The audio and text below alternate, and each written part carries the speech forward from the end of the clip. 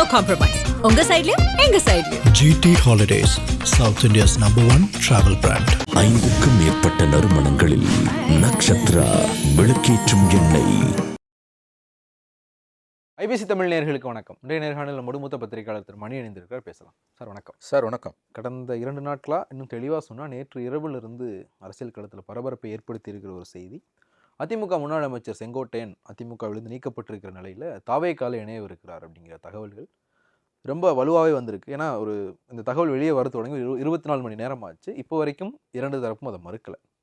So உறுதிப்படுத்தப்பட்ட தகவல் தான். நாளன்னைக்கு விஜய் சந்திச்சு தாவேக்கால இணைகிறார் அப்படின்றது இது எப்படி பார்க்குறீங்க? நீங்கள் சொல்வது உண்மையாக இருக்கும் பட்சத்தில் இது அதிமுகவை மேலும் பலவீனப்படுத்தும். ஏனெனில் அதிகாரப்பூர்வமான இணைப்பு செங்கோட்டையன் அவர்கள் தாவேக்காவில் இணையக்கூடிய நிகழ்வு அதிகாரப்பூர்வமாக இந்த நிமிடம் அறியல். நாம் இன்று 25ஆம் தேதி நவம்பர் 25 செவ்வாய்க்கிழமை மாலை 5 மணி வாக்கில் பேசிக்கொண்டிருக்கிறோம். அதிகாரப்பூர்வமாக இரு தரப்பிலிருந்தும் அது ஊர்ஜிதப்படுத்தப்படவில்லை. அதே போல நீங்கள் சொன்னது போல மறுக்கப்படவும் இல்லை. இது உண்மையாக இருக்கும் பட்சத்தில் அந்த கேவியட் போட்டு தான் நான் பேசுகிறேன். ஏன்னா day is a long period in பாலிடிக்ஸ்னுவாங்க. என்ன வேணால் நடக்கலாம் கடைசி நிமிஷத்தில். இது உண்மையாக இருக்கும் பட்சத்தில் நிச்சயமாக அதிமுகவுக்கு இது பெருத்த பின்னடைவு. அதிமுகவின் முகமாக அறியப்படுபவர் செங்கோட்டையன். நான் ஏற்கனவே பதிவு செய்திருக்கிறேன், பெருமைக்காக சொல்லவில்லை. மற்றவர்கள் அதிமுகவிலிருந்து நீக்கப்பட்டதை விட செங்கோட்டையன் நீக்கப்பட்டது என்பது முக்கியமான நிகழ்வு. 1972 அக்டோபர் 17 எம்ஜிஆர் அவர்கள் கட்சி ஆரம்பிக்கும் பொழுது, அதிமுக என்ற கட்சி ஆரம்பிக்கும் பொழுது உடனிருந்தவர் நம்முடைய செங்கோட்டையன் அவர்கள், ஸ்தாபன உறுப்பினர். ஓபிஎஸ் இபிஎஸ் எல்லாம் பிற்காலத்தில் சேர்ந்தவங்க தான். ஆகவே அவர் அதிமுகவிலிருந்து நீக்கப்பட்டது என்பது உண்மையிலே ஒரு வருத்தமான ஒரு நிகழ்வாக தான் எனக்கு இருந்தது. பர்சனலாக எனக்கு அந்த மாதிரி எந்த கட்சியிலேருந்து யாரை நீக்கினாலும் ஒன்றும் பர்சனலாக ஒன்றும் தோணாது. பட் அவர் நீக்கம் ஏதோ ஒரு இடத்துல ஒரு சின்னதாக ஒரு வலி இருந்தது. பிகாஸ் அவர் எப்படிப்பட்ட கேரக்டர்னு கேட்டிங்கன்னா, நான் அரசியலை பார்க்கக்கூடிய இந்த 40 ஆண்டு காலத்தில் அவரை நான் ரொம்ப பத்திரிகை உலகத்திற்கு வந்த 35 ஆண்டுகள், அதற்கு முன்பு ஒரு 5 ஆண்டுகள் அப்படி பார்க்கும்பொழுது கிட்டத்தட்ட 40 ஆண்டுகளில் அவர் ரொம்ப ஒரு விசுவாசமிக்க ஒரு ஊழியர். அதிமுகவில் யார் தலைமையோ அவர்களுக்கு விசுவாசமாக இருப்பார். எம்ஜிஆர் இருந்தவரை எம்ஜிஆருக்கு விசுவாசி, ஜெயலலிதா இருந்தவரை ஜெயலலிதாவுக்கு விசுவாசி, ஜெயலலிதா மறைவுக்கு பிறகு 2 மாதங்கள் ஓபிஎஸ்க்கு விசுவாசி, ஓபிஎஸ் அவரை நீக்கி கவுத்துட்டு சசிகலா வந்தப்போ 12 நாள் சசிகலாவுக்கு விசுவாசி, சசிகலா சிறைக்கு போன பிறகு எடப்பாடிக்கு விசுவாசி. அவர் எப்போயுமே நம்பர் 2. சில பேரோட ஜாதகம் நம்பர் 2. ஓபிஎஸ், செங்கோட்டையன், அன்பழகன், நெடுஞ்செழியன் இவங்கெல்லாம் எப்பயுமே நம்பர் 2 தான். இவங்களால் தலைமை பொறுப்புக்கு இருக்க முடியாது. தலைமையில் யார் இருக்காங்களோ அவங்களுக்கு விசுவாசியாக இருப்பாங்க. திறமைசாலிகள், அறிவாளிகள், படிப்பாளிகள் எல்லாருமே.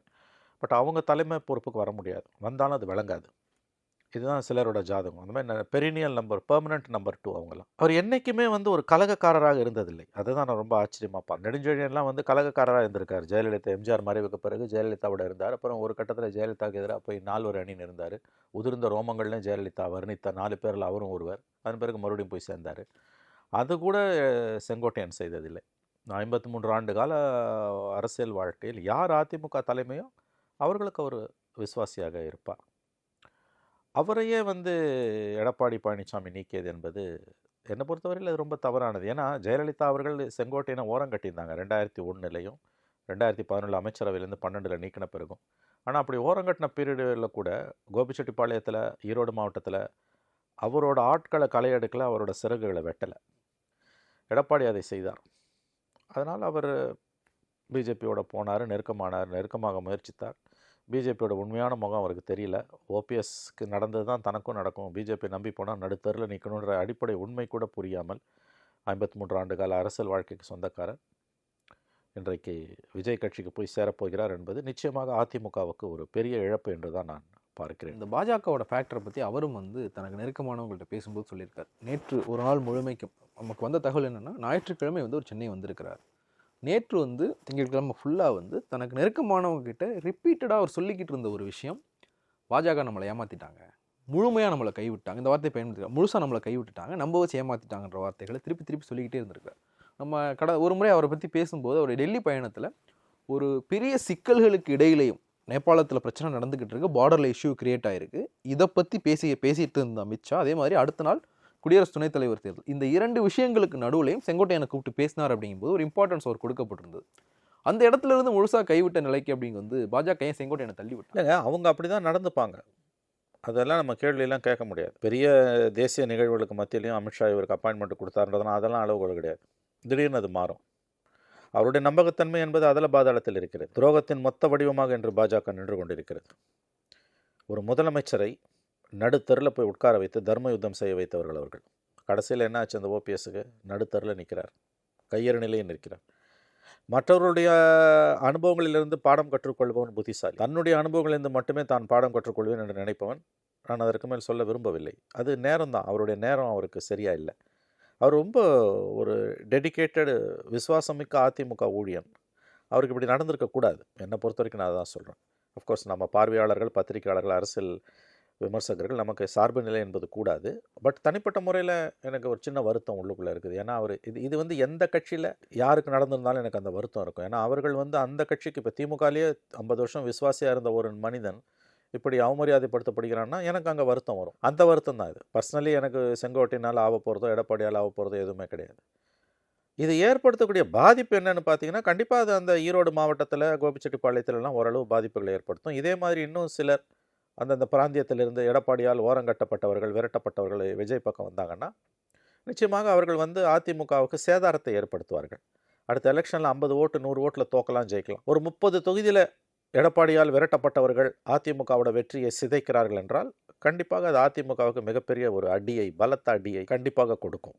இழப்பதற்கு விஜய்க்கோ செங்கோட்டையனுக்கோ எதுவும் கிடையாது. ஆனால் எடப்பாடிக்கு இந்த எலெக்ஷன் தோத்தா என்ன கதை? திமுக இந்த தடவை தோற்றுனா நம்ம அரசியல் பண்ணுவாங்க, அவங்களுக்கு ஒன்றும் புதுசு கிடையாது. தோக்கிறதும் ஜெயிக்கிறதும் சகஜம் அவங்களுக்கு. எடப்பாடி தோத்த என்ன கதை? அதிமுகவோட வரலாறில் 53 ஆண்டு கால வரலாறில் தொடர்ந்து 5 ஆண்டுகள் அவங்க அதிகாரத்தில் இல்லாமல் இருந்ததே கிடையாது. பவர் இல்லாதனால தான் இவ்வளோ அட்டூழியமோ, இவ்வளோ குளறுபடி, இவ்வளோ வெட்டுக்குத்து நடக்குது அதிமுகக்குள்ளே. இன்னொரு 5 இயர்ஸ்லன்னு என்ன கதை உங்களுக்கு?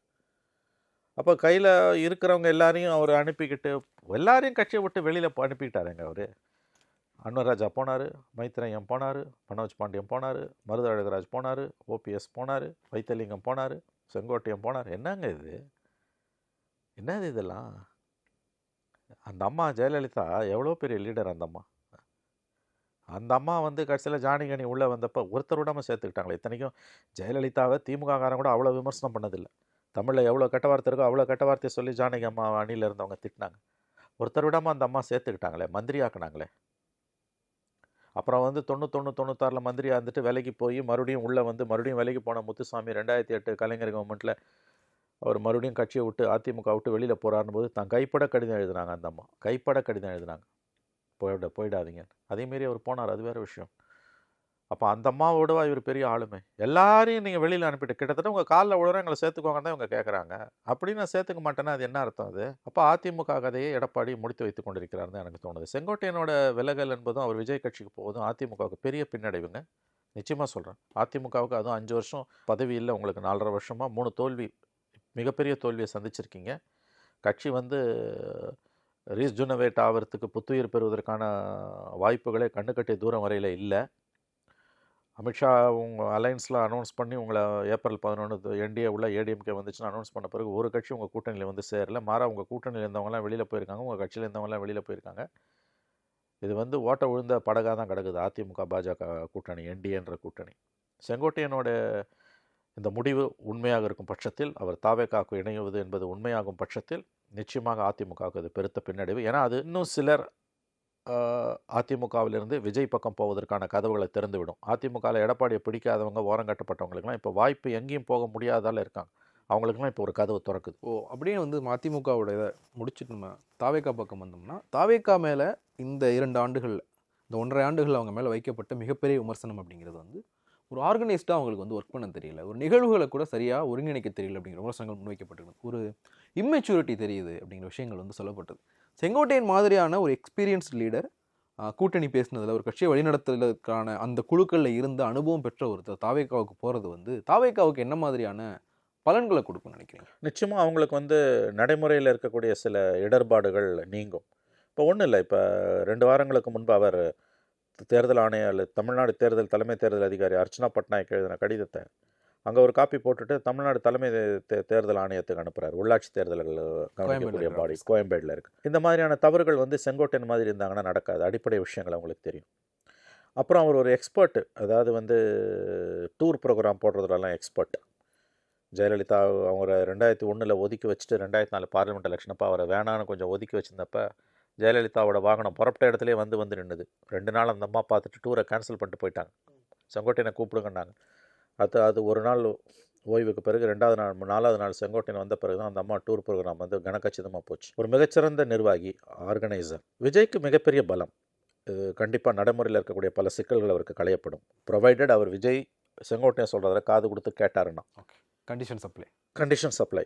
நம்பர் 2, விஜயோட அணுகுமுறையில் இருக்கக்கூடிய ஒரு மாற்றத்தை இது காட்டுது. எத்தனையோ பேர் விஜய் கிட்ட போகிறதுக்கு துடிச்சுக்கிட்டு இருக்காங்க. எனக்கு நல்லா தெரியும், நான் பெயர் சொல்ல விரும்பலை, இடதுசாரிகளை தவிர, நாம் தமிழரை தவிர. ஏன்னா நாம் தமிழரில் எனக்கு தெரியாது, இடதுசாரிகளில் தெரியும். அதனால் சொல்கிறேன், இவர்களை தவிர மற்ற எல்லா கட்சியிலையும், திமுக, அதிமுக, காங்கிரஸ், பிஜேபி, பாமக, மதிமுக, எல்லா கட்சியிலையும் விஜய் பக்கம் போகிறதுக்கு அந்தந்த கட்சிகளில் ஓரங்கட்டப்பட்டவர்கள் துடியாய் துடித்து கொண்டிருக்கிறார்கள். அவர் கதவை திறக்கல விஜய். இன்றைக்கி செங்கோட்டையன் போகுதுன்றது 2 விஷயம். அதிமுக உள்ள ஓரங்கட்டப்பட்டவர்களுக்கு ஒரு புதிய பாதை கிடைத்திருக்கிறது. மற்ற கட்சியில் இருக்கவங்களுக்கும் அவங்களால பலன் இருக்குன்னா கண்டிப்பாக விஜய் அவர்களை சேர்த்து கொள்வார்னு எனக்கு தோணுது. அப்போ இளைஞர்களும் அனுபவசாலிகளும் சேர்ந்தது தான் அரசியல். பண்டூர் ராமச்சந்திரன் எப்படி விஜயகாந்துக்கு டேக் ஆஃப்க்கு இருந்தாரோ அந்த மாதிரி விஜய் அந்த பணியை செங்கோட்டையன் அந்த ரோலை ப்ளே பண்ணுவார்னு தான் எனக்கு தோணுது. ஏற்கனவே அந்த கூட்டத்தில் அந்த கட்சியில் இருக்கக்கூடியவர்கள் புரணி பேசுறது, போட்டு கொடுக்கறது, இதெல்லாம் வழக்கம் போல் நடக்கும். பட் செங்கோட்டையன் வந்து அதுக்கு எல்லாம் சமாளிக்கக்கூடிய உஷாரான அரசியல்வாதி, அவர் அனுபவசாலி. எனக்கு தெரிஞ்சு செங்கோட்டையனுக்கு எந்த பெரிய எதிர்பார்ப்பும் இருக்கிறதுக்கு வாய்ப்பு இல்லை. அவர் எடப்பாடியை தோக்கடிக்கணும், அவ்வளோதான். அது கண்டிப்பாக வந்து அவர் வந்து விஜய்க்கு அந்த ஆலோசனை. விஜயோட அரசியல் வந்து ஒரு பக்குவப்பட்ட அரசியலாக, இதுவரை விஜயோட பாதையில் இருக்கக்கூடிய ஒரு குறைபாடு என்பது மற்ற அரசியல் கட்சிகள் செய்யாத தவறுகளை அவங்க செஞ்சுக்கிட்டு இருக்காங்க. அந்த தவறுகள் இனி களையப்படும். ஒரு பக்குவமான அரசியல்வாதியாக விஜய் முகிழ்த்து கொண்டிருக்கிறார் என்பதைத்தான் இது காட்டுகிறது. செங்கோட்டையன் போன்றவர்களின் தேவை தனக்கு இருக்கிறது என்பதை எப்பொழுது அவர் உணரத் தொடங்கிவிட்டாரோ அப்பொழுதே அவர் விஜய் ஆக்கப்பூர்வமான பாதையில் அரசியல் ரீதியில் வித்தின் கோட் பயணிக்க தொடங்கிவிட்டார் என்று தான் நான் பார்க்கிறேன். லாபம் விஜய்க்கு, நஷ்டம் எடப்பாடிக்கு. செங்கோட்டையனுக்கு ஏதாவது லாபம் இருக்குமான்றத காலம்தான் நமக்கு உணர்த்தணும். இந்த இடத்துல வந்து கிடைச்சிருக்க இன்னொரு தகவல், பல முன்னாள் எம்எல்ஏக்கள் கிட்டேயுமே வந்து செங்கோட்டையன் தரப்பில் வந்து பேசிகிட்டு இருக்காங்க. கொங்குமண்டலத்தில் இருக்கிற அதிமுகவினுடைய முன்னாள் எம்எல்ஏக்கள் பெரும்பான்மையானவர்கள்ட்ட வந்து செங்கோட்டையன் தரப்பு வந்து பேசியிருக்காங்க. ஓபிஎஸ் அணியில் இருக்கிற முன்னாள் எம்எல்ஏக்கள் கூடயும் வந்து பேசப்பட்டிருக்கு. ஓபிஎஸ் அணியை சேர்ந்த ஒரு முன்னாள் எம்எல்ஏவே சொன்ன விஷயம் இது. ரொம்ப ஆத்தென்டிகேட்டான இன்ஃபர்மேஷன். அண்ணன் வந்து போகிறாரு, உங்களையும் கூப்பிட்டாரு அப்படின்னு சொல்லிட்டு தாவேக்காவுக்கு வந்து கூப்பிட்டாங்க அப்படின்னு சொல்லிட்டு. ஒரு உதாரணத்துக்கு ஒரு 5 முன்னாள் எம்எல்ஏக்கள் சில முன்னாள் எம்பிக்களோட செங்கோட்டையன் போய் சேர்றது அப்படின்றது ஒரு பிரேக்கிங் நியூஸுக்கு அது பொலிட்டிக்கலாக தாவேக்காவுக்கு ஒரு மைலேஜ் கொடுக்கும் இல்லையா? அந்த மைலேஜ் எவ்வளோ இம்பாக்ட்ஃபுல்லாக இருக்கும்னு நினைக்கிறேன். ஆமாங்க, இது வரைக்கும் அந்த கட்சியில் வந்து பெருசாக யாரையுமே சேர்த்துக்கிறதுல அவர் எந்த ஆர்வமும் காட்டலை. பெருசாக இல்லை, யாரையுமே அவர் சேர்த்துக்கல. Bussy Anand only experience person. Bussy Anand அவர் எக்ஸ்எம்எல்ஏவாக இருந்தார். அதுக்கு பிறகு சில எக்ஸ்எம்எல்ஏக்கள் சேர்ந்தாங்க. பட் டேவிட் செல்வின் மாதிரியான சேர்ந்தாங்க. ஸ்ரீதர் எக்ஸ்எம்எல்ஏ இருந்தார். பட் அவங்கெல்லாம் வந்து வெரி லோ ப்ரொஃபைல் ஆட்கள். அவங்க ஆட்கள் புஷியை தவிர அவங்க பார்த்தீங்கன்னா பாதவர்ஜனா அவர் பாதை வேறு. அவர் வந்து ஒரு consultant and strategist category. Arunraj ஒரு அதிகாரி. அவர் வந்து நிர்மல்குமார் ஒரு எக்ஸ்பீரியன்ஸ்டு மேனு. பட் இவங்க அளவுக்கு கிடையாது. தேர்தல் அரசியல் கிடையாது. ஜான் வந்து அவர் பேக்டோர் ஆப்ரேட்டர் தான். அவர் வந்து கன்சல்டன்ட் தான். ஸோ இந்த மாதிரி எக்ஸ்எம்எல்ஏஸ் இவங்கெல்லாம் போகிறதுன்றது வந்து கள அரசியலில் விஜய்க்கு வந்து ஒரு பெரிய பாதையை கொடுக்கும். ஆனால் அதில் இருக்க ஆபத்து என்னென்னா, இப்படி வரவங்கெல்லாம் பேகேஜோட, கிட்டத்தட்ட பலரும் பேகேஜோட வரவங்க. அதை வந்து அவர் வந்து கண்ட்ரோல் பண்ணணும். 2வது வரக்கூடியவங்களோட ஈகோவை ஹேண்டில் பண்ணணும். இதெல்லாம் இருக்குது. கண்டமேனிக்கு அவர் உள்ளே இழுத்துக்கிட்டாருனாலும் சிக்கல், ஆனால் இழுத்துக்காமல் இருந்தாருனாலும் சிக்கல். செங்கோட்டையனை சேர்த்தது சரியான முடிவு. லாபம் விஜய்க்கு. ஏன்னா தட் மச் எக்ஸ்பீரியன்ஸ்டு பர்சன் இருக்கிறது அவங்களுக்கு. இன்றைக்கி அவங்களோட ப்ராப்ளமே வந்து எக்ஸ்பீரியன்ஸ் இல்லாததால் தான் நிறைய சிக்கல்களை சந்திக்கிறாங்க.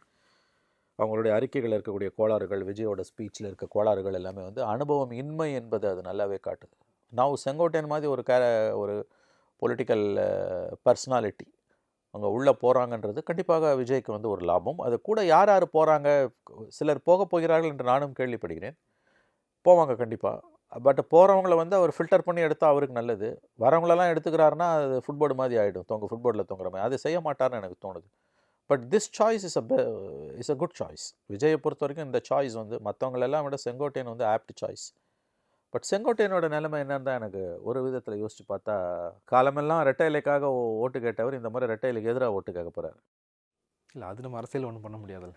அது கரெக்டு. பட் இது வந்து செங்கோட்டையன் மாதிரி அதிமுகவின் முகம். அவர் வாழ்விலும் தாழ்விலும் அவர் அதிமுக விட்டு போனது எனக்கு நன்றாக நினைவு இருக்கிறது. நான் நேரில் பார்த்திருக்கிறேன். 96 ஆட்சி மாற்றம் ஏற்பட்டப்ப கருணாநிதி அரசு போட்டி போட்டுக்கொண்டு அதிமுக தலைவர்களை, முன்னாள் அமைச்சர்களை, ஜெயலலிதா மற்றும் பலரை பழி வாங்கும் பொழுது தப்பிப்பதற்காக முத்துசாமி, கண்ணப்ப, இந்திரகுமார்லாம் வெளியில் ஓடினாங்க. போட்டியா செங்கோட்டையன் ஓடலை. திருநாவுக்கரசர் செங்கோட்டையன் ஓடலை. அதுக்கான விலையை கொடுத்தார். கைது செஞ்சாங்க, சிறையில் வச்சாங்க, கேஸ் நடந்தது. அப்புறம் ஒரு ஹைகோர்ட்டில் போய் அவர் ஜெயிச்சார். நான் ஏன் சொல்ல வரேன்னா வந்து ஜெயலலிதா ஒவ்வொரு முறை தோற்கும் போதும் இந்த கூட்டம் வெளியில் ஓடும். முத்துசாமி, கண்ணப்பெல்லாம் வெளியில் ஓடுவாங்க, உள்ளே வருவாங்க. ஜெயலலிதா ஜெயிச்சோன்னா மறுபடியும் உள்ளே வருவாங்க. 96 வெளியில் போன முத்துசாமி 2001 ஜெயலலிதா ஆட்சி காலத்தில் திரும்ப வந்தார். மறுபடியும் ஜெயலலிதா பதவி இழந்தப்போ 2008 வெளியில் போனார். செங்கோட்டையன் போலையே. அதுதான அளவுகோல். அதிகாரம் இல்லாதப்ப அதிமுகவில் இருக்கிறதுன்றது, அதுவும் ஜெயலலிதா மாதிரியான ஒரு லீடர்கிட்ட இருக்கிறதுன்றது அது அவருடைய விசுவாசம். பட் எடப்பாடி அதை தவறிட்டார் பயன்படுத்திக்க. இன்றைக்கி செங்கோட்டையனுடைய அந்த வெளியேற்றம் என்பது கண்டிப்பாக அதிமுகவுக்கு பெருத்த பின்னடைவு தான் நான் பார்க்கிறேன். ஆக்சுவலாக செங்கோட்டையன் வந்து ஓபிஎஸ் கூடயும் நேற்று பேசியிருக்காரு. இன்றைக்கி கூட விமான நிலையத்தில் வந்து ஓபிஎஸ் கிட்ட கேட்டப்போ நீங்கள் செங்கோட்டையன் கிட்ட தான் கேட்கணும் அப்படின்ற மாதிரி அதை அவர் தட்டி விட்டு போகிறார். ஓபிஎஸ் கிட்டையும் வந்து செங்கோட்டையன் பேசி 2 விஷயங்கள், அவரை கூப்பிட்டாரா இல்லை போகிறத சொன்னாரான்றது மட்டும் கன்ஃபார்மாக தெரியல. ஓபிஎஸ்ஸையும் உடனே அழைச்சாரா இல்லை நான் போகிறேன் அப்படின்றத வந்து சொன்னாரான்னு தெரியல. டிடிவி தினகரன் தொடர்ச்சியாக விஜய் தலைமையில் ஒரு கூட்டணி அமையும்ன்றதை வந்து சொல்லிக்கிட்டே இருக்கிறார். நேற்று ஓபிஎஸ் அணியினுடைய அந்த ஆலோசனை கூட்டத்தில் இன்னும் வந்து டிசம்பர் 15ஆம் தேதிக்குள்ளே எங்களுக்கு ஒரு முடிவு கிடைக்கலனா இது கட்சியாக மாறும், அதிமுக தொண்டர்கள் உரிமை மீட்பு குழு அப்படிங்கிறது அதிமுக தொண்டர்கள் உரிமை மீட்பு கழகமாக நாங்கள் செயல்பட தொடங்கும் அப்படிங்கிற ஒரு அறிவிப்பை விட்டுருக்கிறாங்க. செங்கோட்டையன் தாவேகாவுக்கு போனதற்கு பிறகு தாவேகா, அமமுக, ஓபிஎஸ்னுடைய அந்த அதிமுக தொண்டர்கள் உரிமை மீட்பு கழகம் சேர்ந்த ஒரு கூட்டணி வந்ததுன்னா இந்த மேட்ரிக்ஸ் எப்படி இருக்கும்? ஏன்னா அவர் எத்தனை பேரை சேர்த்துக்க போகிறாருன்றதை பொறுத்தது. செங்கோட்டையனை சேர்த்துக்கிட்ட மாதிரி இப்போ ஓபிஎஸ்சியோ டிடிவியோ அவர் சேர்த்துக்கொள்வாரா என்பது அவர் எடுக்க வேண்டிய இல்லை. கூட்டணியில் சேர்க்க வாய்ப்பு இருக்குல்ல? இல்லை, கூட்டணியில் சேர்ப்பதோ கட்சியில் சேர்ப்பதோ எல்லாத்தையும் சேர்த்து தான் நான் சொல்கிறேன். விஜய் எடுக்கக்கூடிய முடிவு எப்படி நம்மளால் கணிக்க முடியல இப்போ. ஏன்னா தொடர்ச்சியாக டிடிவி தினகரன் விஜய் விஜய் விஜய்னு பேசிகிட்டு இருக்காரு. ஆனால் வந்து விஜய் கிட்டேருந்து எந்த பதிலுமே இல்லை. தன்னோட டெஸ்பரேட்னஸை டிடிவி காட்டிக்கொண்டே இருக்கிறார். ஓபிஎஸும் டெஸ்பரேட்டாக தான் இருக்கார். எங்கே போவார் ஓபிஎஸ்? இன்னைக்கு பிஜேபி கைவிட்டுடுச்சு. திமுகவுக்கு போக முடியாது. போனாலும் ஒரு ஓட்டு, அங்கே அதுக்கு மேலே ஒன்றும் கிடையாது. வேறு எங்கே போவாங்க? இவங்களுக்கு ஒரே ஆப்ஷன் விஜய் மட்டும்தான். பட் விஜய் இவங்களை சேர்த்துப்பாரான்றதுக்கு என்ன உத்தரவாதம்? இன்னொன்று சொல்கிறாங்க, எல்லாரையும் அப்படியே வந்து வரவங்க அத்தனை பேரையும் விஜய் சேர்த்துப்பாருன்ற நான் நம்பவில்லை. அது அப்படிப்பட்ட ஒரு கேரக்டராக எனக்கு தெரியல. அவர் வந்து அதை செரி பிக் பண்ணுறாருன்னு தான் எனக்கு தோணுது. ஸோ இவர்கள் இன்றைக்கி ஓபிஎஸ் இந்த முடிவு ஓபிஎஸ் டிடிவி போன்றவர்களுக்கு தெரிந்திருக்கலாம், நான் மறுக்கவில்லை. ஆனால் அவர்கள் விஜய் கட்சிக்கு போவார்களா அல்லது விஜய் கட்சியோட கூட்டணி வைப்பார்களா என்பதெல்லாம் ஐ டோன்ட் நோ. எனக்கு இப்போதைக்கு அதை சொல்வதற்கு இல்லை. விஜய் எல்லாரையும் வரவங்க எல்லாரையும் கொத்தாக உள்ள கட்சியில் சேர்த்துப்பார் என்று நான் நம்பவில்லை. அதில் அவர் வந்து ஹீல் பி சூஸின்னு தான் எனக்கு தோணும். நானும் இந்த கேவிட்டோட தான் சொல்கிறேன். ஒருவேளை இந்த கூட்டணி நடந்ததுன்னா இதனுடைய இம்பேக்ட் எப்படி இருக்கும்? இதனோட இம்பேக்ட் எப்படி இருக்குன்னா, அதிமுக ஓட்ஸ் உடையும். ஒரு 30 தொகுதியில் அதிமுக வாக்குகளை இவர்கள் வெற்றியை சிதைப்பார்கள். திமுக அமோகமாக வெற்றி பெறும். ஏன்னா அடுத்த எலெக்ஷன் வந்து உங்களுக்கு ஒவ்வொரு தொகுதியிலையும் 10 ஓட்டு 100 ஓட்டில் 10 ஓட்டு 20 ஓட்டில் கூட தோக்கலாம், ஜெயிக்கலாம். It's going to be very tough fight. அதே மாதிரி யாருக்குமே மெஜாரிட்டி இல்லாத for the first time hung assembly கூட தமிழ்நாட்டில் வர வாய்ப்பு இருக்குது. இந்த டைனமிக்ஸில் பார்க்கும்பொழுது இவர்கள் ஒரு 30 தொகுதியை டெஸ்ட்ராய் பண்ணுறாங்க, ஏடிஎம்கேவோட வெற்றியை சதைக்கிறாங்கனாலே முடிஞ்சு போச்சுக்கிறது. இவர்களுடைய நோக்கம் எனக்கு தெரிஞ்சு அதிமுக வெற்றி பெறாமல் தடுப்பது தான். எடப்பாடி வரக்கூடாது. அதுக்காக செங்கோட்டையன், ஓபிஎஸ், டிடிவி போன்றவர்கள் எந்த எல்லைக்கும் போவார்கள். ஒரு மிகப்பெரிய வரலாற்று பிழையை எடப்பாடி செய்து கொண்டிருக்கிறார். அதிமுக என்ற கட்சியை அவர் முடித்து கொண்டிருக்கிறார் என்று தான் எனக்கு தோன்றுகிறது. ஏன்னா என்னால் வந்து செங்கோட்டையனுடைய முடிவெல்லாம் to be frank with you எனக்கு ரொம்ப அதிர்ச்சியாக இருக்குது, வருத்தமாக இருக்குது. ஏன்னா வந்து அவர் அதோட கட்சியின் முகமாக அறியப்பட்டவர்கள். அப்படிப்பட்ட விசுவாசிகளை ஒரு கட்சி இழக்கக்கூடாது. நான் திரும்பவும் சொல்கிறேன், இது திமுக யாருக்காவது நடந்திருந்தாலும் இப்போ துரைமுருகன் அப்படி போகிறாருனாலும் எனக்கு வருத்தமாக இருக்கும். ஓப்பனாக நான் சொல்கிறேன். நீ காலமெல்லாம் அந்த கட்சிக்கு உழைச்சிட்டு திடீர்னு அந்த கட்சி உன்னை தூக்கி அடிக்குதுன்னா அது எப்படிங்க? அதுவும் இல்லைன்னு அளவுகோல் என்ன சொல்லணும்னா, ஓடிட்டு பதவி இல்லாமல் ஓடினவனெல்லாம் ஓடி போனவனை விட்டுட்டு கஷ்ட காலத்தில் கூட இருந்தவங்களை நீங்கள் தூக்கி அடிக்கிறீங்கன்னா எந்த விதத்தில் அது நியாயம்? நீங்கள் நினச்சிட்டு இருக்கீங்க அவங்களால ஒன்றும் பண்ண முடியாதுன்னு. சிறு திரும்பும் பல் குத்த உதவும். அவரால் ஜெயிக்க முடியாது, செங்கோட்டையினால் முதலமைச்சராக முடியாது. ஆனால் எடப்பாடி முதலமைச்சர் ஆகிறத கண்டிப்பாக அவரால் தடுக்க முடியும். அந்த டேமேஜை அவரால் ஏற்படுத்திட முடியும். அப்படிப்பட்ட தலைவர்கள், அப்படிப்பட்ட அரசியல் பிரமுகர்களை ஏன் வந்து கட்சி இழக்கணும்? ஜெயலலிதா செய்யலையாங்க. ஜெயலலிதா அவரை ஓரம் கட்டினாங்க. எனக்கு நன்றாக நினைவு இருக்குது. 2001 ஓரம் கட்டினாங்க. ஆனால் கொடுக்கல. 2001 கொடுக்கல. ஆனால் அந்த அம்மா அப்போ அவரை போய் அவரோட ஈரோடுலேயோ கோபிச்செட்டிப்பாளையத்தில் அவரோட ஆட்களை களை எடுக்கல. அதே மாதிரி 2011 கட்சியை மந்திரியாக்கி 12 நீக்கினாங்க. 12 நீக்கினாங்களே ஒழிய கோபிச்செட்டிப்பாளையத்தில் ஈரோடில் அவரோட ஆட்களை எல்லாம் களை எடுத்துட்டு வேறு ஆளுங்களை அங்கே ஒன்றும் வளர்க்கல. அந்த ஒரு ஸ்பேஸ் அவருக்கு என்ஷூர் பண்ணியிருந்தாங்க. அவருடைய ரெக்கமெண்டேஷன்லாம் 2014 திருப்பூர்ல சீட் 2001 அவர் நிற்கல இல்லையா, 2001 நிற்கல, சீட்டு கொடுக்கல. அப்போ இது நான் எதுக்கு சொல்ல வரேன்னு கேட்டிங்கன்னா, இதுதான் நீங்கள் அப்படி இப்போ ஆனானப்பட்ட ஜெயலலிதாவே ஓரங்கட்டுறது சகஜம்.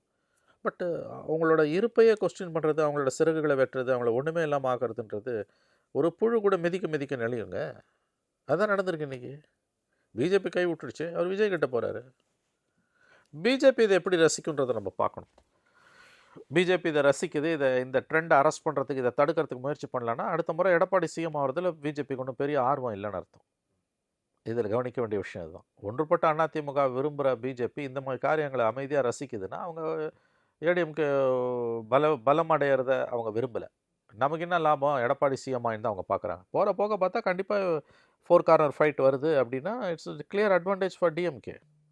அது வரட்டும்னு பிஜேபி விரும்புதோ என்று தான் நமக்கு என்ன தோன்றுகிறது. இல்லை, இந்த விஷயத்தையுமே சில வலதுசாரி ஆதரவாளர்களே வெளில சொல்ல தான் செய்கிறாங்க. பாஜகவினுடைய உண்மையான நோக்கம் அப்படிங்கிறது 2026 கிடையாது.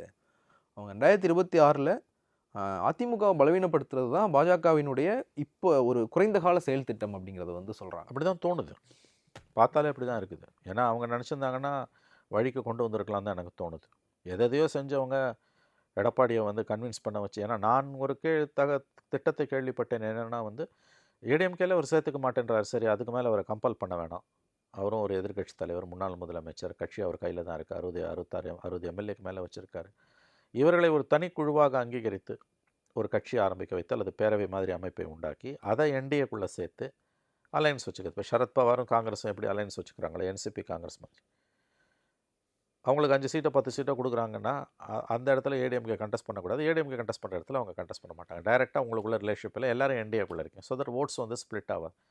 பட் இதற்கும் இந்த ப்ரப்போசலுக்கும் அவர் எடப்பாடி ஒப்புக்கொள்ளவில்லை என்றாங்க. ஸோ அப்போ இவங்களுக்கு ஸ்பேஸே கொடுக்கக்கூடாதுன்றாரு. இவங்களோட இருப்பையே அவர் கொஸ்டின் பண்ணுறாரு. இப்போ சோனியா காந்தியோட வெளிநாட்டு பிறப்புரிமையை கொஸ்டின் பண்ணி சரத்பவார் 99 வெளியில் போகிறாரு.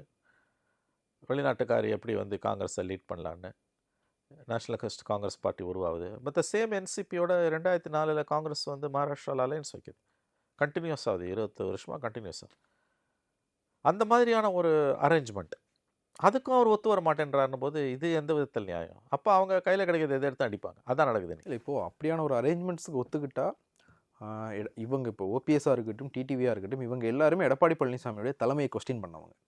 அந்த அரேஞ்ச்மெண்ட்டுக்கு இவங்க ஒத்துக்கிட்ட எடப்பாடி பழனிசாமியுடைய தலைமையை இவங்க அக்னாலேஜ் பண்ணுற மாதிரி ஆகிடும்.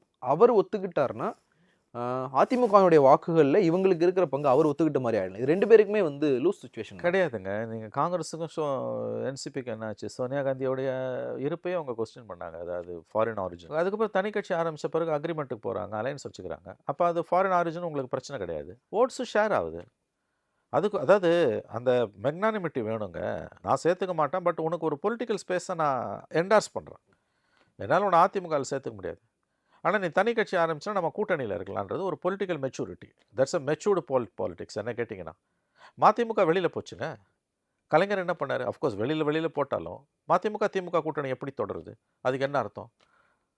மதிமுகவோட வாக்கு வங்கி திமுக மதிக்குது, திமுகவோட தலைமையை மதிமுக மதிக்குது. இதுக்கு இந்தியாவில் நிறைய கட்சிகளில் நடக்குது. அந்த மெக்னானிமிட்டி எடப்பாடி காங்கிரஸில் ஃபுல்லாகவேங்க. Congress is full of coalition தானேங்க. திரிணாமுல் காங்கிரஸோட, என்சிபியோட, இன்னும் பல மாநிலங்களில் காங்கிரஸ்லேருந்து வெளியில் போனவங்களோட தான் காங்கிரஸ் அலையன்ஸில் இருக்குது. இங்கே தமிழ் மாநில காங்கிரஸோட இருந்தது. அப்போ இந்த ஒரு மெச்சூரிட்டி ஏன் எடப்பாடிக்கு வரல? அது வின்வின் சுச்சுவேஷன் தானே. தனியாக தன்னால் திமுக வீழ்த்திட முடியும்னு எப்படி நம்புகிறாரு எடப்பாடி? ஏங்க, ஆனானப்பட்ட ஜெயலலிதாவே 10 கட்சி கூட்டணி வச்சு தான் திமுக வீழ்த்துனாங்க. அந்த அம்மா எவ்வளோ பெரிய லீடர். கலைஞர் எவ்வளோ பெரிய லீடர். கலைஞர் 20 கட்சி 30 கட்சியை சேர்த்து தான் அதிமுக வீழ்த்தினார். நான் தனியாக அதிமுக வீழ்த்துவேன் அப்படின்னு கலைஞரோ, நான் தனியாக திமுகவை தோக்கடிப்பேன் ஜெயலலிதாவை சொல்லியிருக்காங்களா? 2016 அபரேஷன், அதை விடுங்க. அப்போ கூட குட்டி கட்சி கூட இருந்தது. தனியாக எடப்பாடியால் எப்படி திமுகவை வீழ்த்தி ஆட்சிக்கு வர முடியும்? எப்படி வர முடியும் உங்களால் சொல்லுங்கள்? ஒரு கட்சி உங்கள் கூட வரமாட்டேங்குது. ஏப்ரல் 11, 2025, 7.5 மாதத்துக்கு முன்னாடி அமித்ஷா அனௌன்ஸ் பண்ண அலையன்ஸு டேக் ஆஃபே ஆகலை. குட்டி கட்சி கூட வரல. ஒரே கட்சி வரும்னு எதிர்பார்த்தது பாமக. அது அப்பா மகன் சண்டை வெட்டுக்கூத்தில் மாட்டி நிற்கிது. அது வந்தாலும் இனிமேல் உங்களுக்கு பிரயோஜனம் கிடையாது. ஏன்னா அதில் பெரும்பாலான வாக்குகள் அது விஜய் நோக்கி நகர ஆரம்பிச்சிச்சு. அப்பா மகன் சண்டையால் வந்து அந்த வாக்கு வங்கி கணிசமான அளவு செதறுண்டு கிடக்குது. அப்போ ஒரு கட்சி இல்லையே உங்களுக்கு. மீதி இருக்கிறதெல்லாம் வந்து லெட்டர் பேட் பார்ட்டிஸ் தானே. Where is NDA? NDA is finished. தமிழ்நாட்டில் என்டிஏன்னு ஒன்று இல்லை. இந்த ஏடிஎம்கே வச்சுட்டுலாம் இவங்க என்ன பண்ணுவாங்க? பார்லிமெண்ட் எலெக்ஷனில் என்னங்க அவங்க பர்ஃபார்மன்ஸ்? பர்செப்ஷனில் ஏடிஎம்கே மேலும் மேலும் மேலும் மேலும் மேலும் மேலும் பலவீனமாகிட்டே இருக்குது. எப்போயுமே பாலிடிக்ஸில் நீங்கள் ஆக்சுவல் வாரை வின் பண்ணுறதுக்கு முன்னால் பெர்செப்ஷன் வாரை வின் பண்ணணும். பர்செப்ஷன் வாரில் ADMK going down and under and under and under. ஆகவே இது மறுபடியும் சொல்கிறேன் ஜெயலலினி, செங்கோட்டையனோட டிசிஷன் வந்து எனக்கு டு பி ஃப்ராங்க் அதிர்ச்சியாக இருக்குது. பார்க்கலாம் சார். இன்னும் 2 நாட்களில் வந்து அந்த இணைப்பு அதிகாரப்பூர்வமாக நடக்கும்னு சொல்லியிருக்காங்க. என்ன நடக்குதுன்னு பொறுத்து வந்து பார்ப்போம். உங்களுடைய இணைவும் கருத்துக்களுக்கு மிக்க நன்றி சார். நன்றி சார். மற்றும் நிகழ்ச்சி சந்திக்கலாம். நன்றி, வணக்கம். No compromise. உங்க சைட்லயும் எங்க சைட்லயும். GT Holidays, South India's #1 travel brand. 5க்கும் மேற்பட்ட நறுமணங்களில் நக்ஷத்ரா விளக்கேற்றும் எண்ணெய்.